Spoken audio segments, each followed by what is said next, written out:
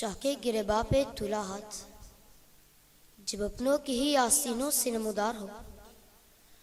تو پھر اہل وطن پہ شام و سحر جاگتے رہنا لازم ہو جاتا ہے جناب صدر علی وقار، کہ ہماری اس 73 سالہ تاریخ کے ماتھے پر کندہ ہر داستان گواہی دیتی ہے کہ ہم نے تقریب سے خود اپنے نشیمن پھونکے۔ حاجی وقار اس نشیمن کو،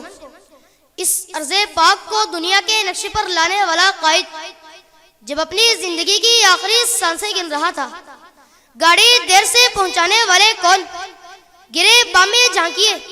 تقریب کار ہم خود ہیں۔ کوئٹہ سے قزار تک بلوچ طلباء کا خون بہانے والے اور پارا چنار کا امن و امان پارا پارا کرنے والے کوئی اور نہیں،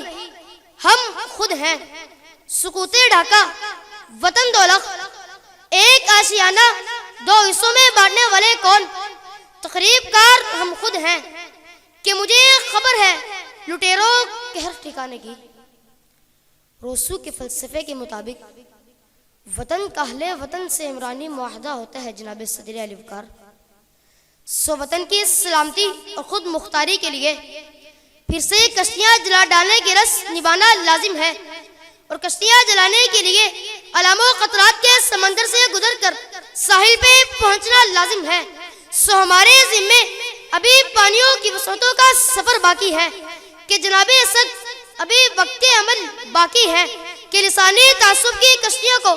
عزم عالی شان کے سمندر سے گزار کر اس پرچم کے سائے تلے آگ لگائی جائے، سو بلوچ اور مہاجر جوانوں کو ان کے حقوق ملے۔ ابھی وقت عمل باقی ہے کہ مسلکی تعصب کی کشتیوں کو المسلم وقل مسلم کے سمندر سے گزار کر وَاعْتَصِمُوا بِحَبْلِ اللَّهِ جَمِيعًا وَلَا تَفَرَّقُوا کے ساحل پر آگ لگائی جائے، سو تردید اتحاد بین المسلمین ہو۔ اور علی وقار ابھی وقت عمل باقی ہے کہ خوف کی کشتیوں کو بغاوت کے سمندر سے گزار کر گیٹ نمبر 4 کے سامنے آگ لگائی جائے، سو سرکش آمریت کو کوڑے پڑے، اور ہم جمہور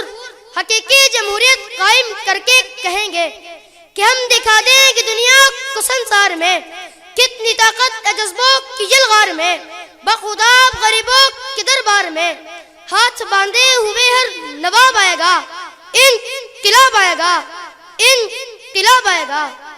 انقلاب آئے گا۔ آپ کی سماعتوں کو شکریہ۔